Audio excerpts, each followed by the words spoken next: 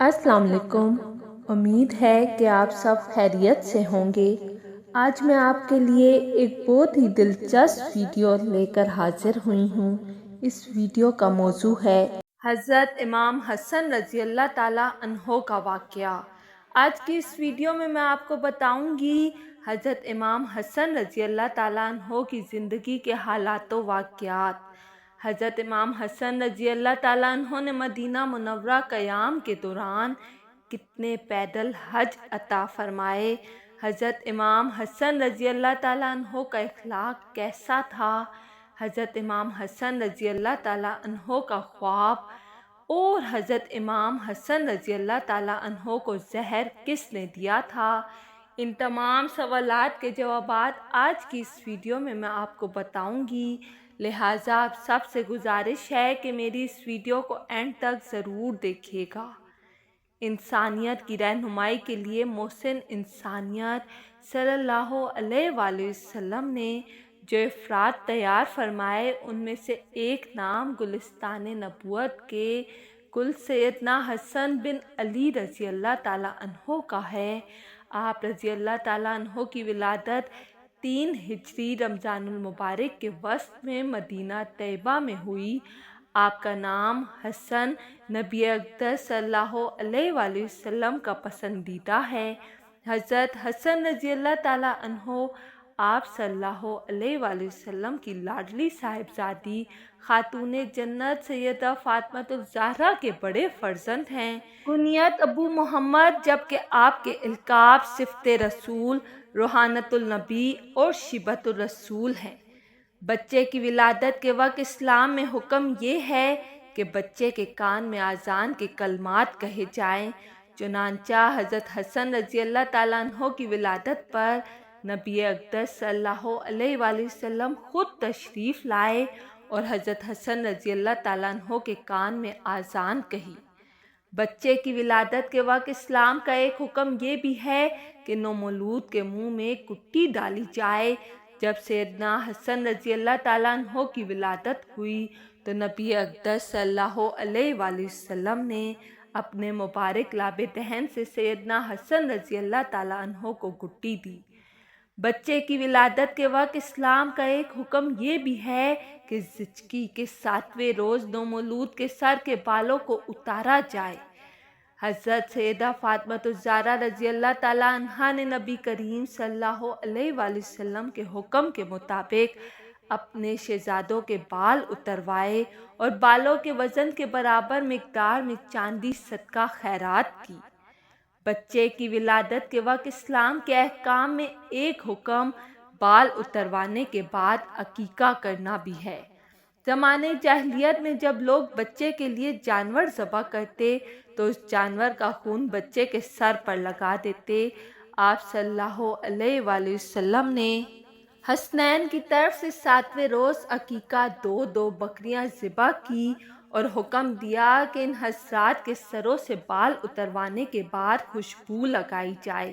حضرت حسن رضی اللہ تعالیٰ عنہ کا جسم مبارک اوپر والا نصف حصے میں رسول اللہ صلی اللہ علیہ وآلہ وسلم کے جسم مبارک سے ملتا تھا، جبکہ حضرت حسین رضی اللہ تعالیٰ عنہ نیچے والے نصف حصے کی ساخت پر طاقت اللہ کے نبی صلی اللہ علیہ وآلہ وسلم کے جسم اقدس سے مشابہ تھی۔ اس مشابہت رسول اللہ صلی اللہ علیہ وآلہ وسلم کا اثر فقط جسم کے ظاہری اعضاء تک محدود نہ تھا، بلکہ روحانی طور پر بھی اس کے گہرے اثرات تھے۔ آپ کا چال چلن، رفتار، جلوت، خلوت، قول و عمل، اثار و ہمدردی، عادت و اطوار، خوش خلقی، حسن سلوک، مروت و رواداری، شجاعت و عزیمت، دور اندیشی و فراست، حکمت و دانائی، علم و تقوی، خشیت الہی، محبت و معرفت، خداوندی الغرض نبی صلی اللہ علیہ وآلہ وسلم کے اعلیٰ عہدہ اوصاف کا کامل مظہر تھے۔ ان اوصاف کو دیکھتے ہوئے بحکم الہی ایک فرشتہ اللہ کے نبی حضرت محمد صلی اللہ علیہ وآلہ وسلم کے دربار میں حاضر ہو کر عرض کرنے لگا، حسن و حسین جنت کے نوجوانوں کے سردار بنائے جائیں گے۔ فرشتے کی یہ بات خدا ذوالجلال کی محبت کی عکاس ہے۔ اللہ کریم اپنے ان دو اولیاء کو جنت کے نوجوانوں کے سردار بنائیں گے۔ سردار دو جہاں صلی اللہ علیہ وآلہ وسلم منبر پر تشریف فرما تھے۔ آپ کبھی حاضرین کی طرف توجہ فرماتے اور کبھی حضرت سیدنا حسن رضی اللہ تعالیٰ عنہ کی طرف شفقت بری نظروں سے دیکھتے۔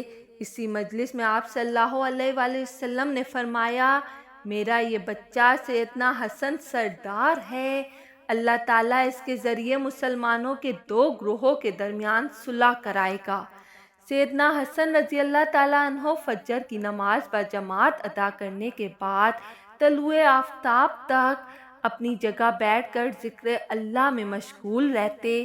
عراق کے پاس قوم کے اشراف لوگ آ کر مجلس میں شرکت کرتے اور آپ رضی اللہ تعالیٰ عنہ کو وعظ و نصیحت اور اسلامی احکامات کا درس دیتے۔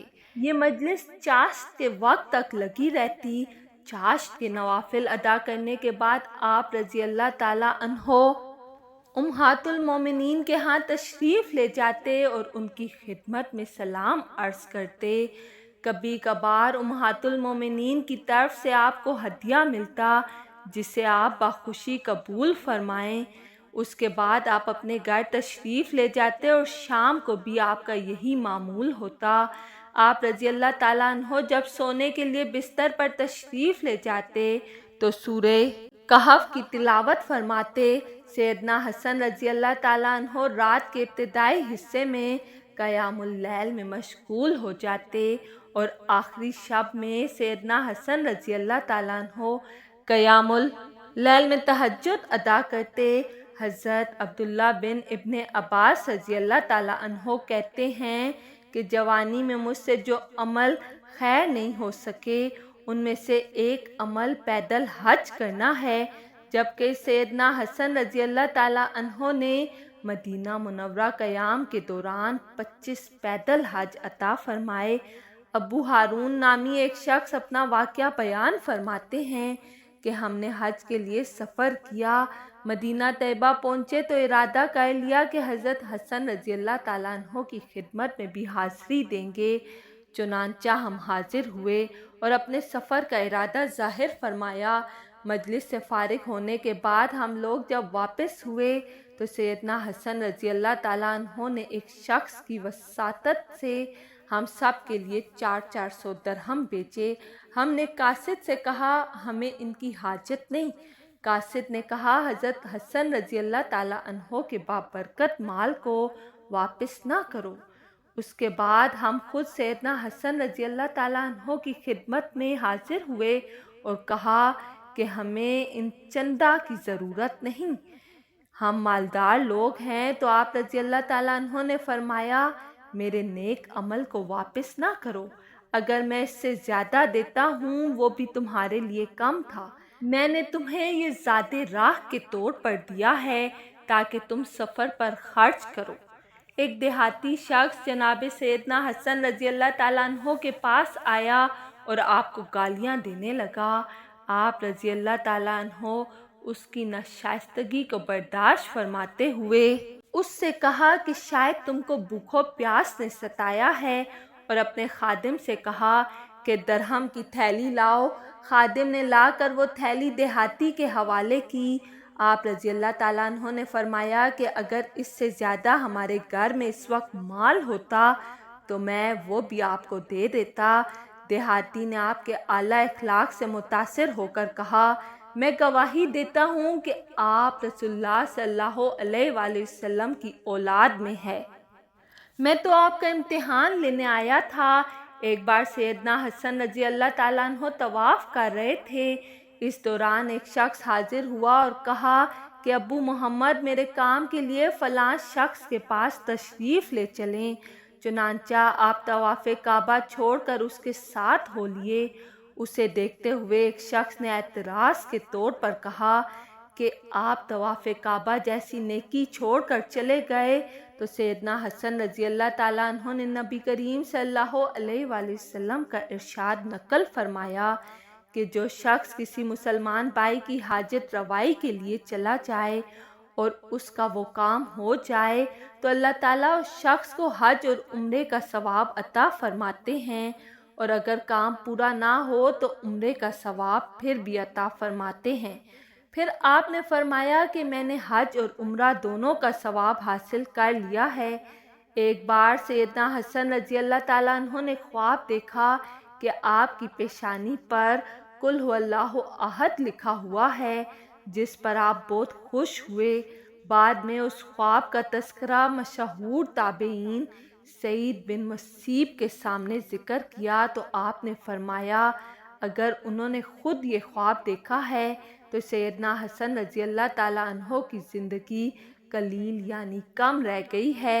چنانچہ چند دن بعد بقول امام ذہبی آپ رضی اللہ تعالیٰ عنہ کی ایک زوجہ جادہ بنت اشعاث بن قیس کندی نے آپ کو زہر دے دیا، جس کی وجہ سے آپ 40 دن برابر اس زہر کے اثر سے بیمار رہے اور بالآخر 49 ہجری کو اس دنیا سے کوچ کر گئے۔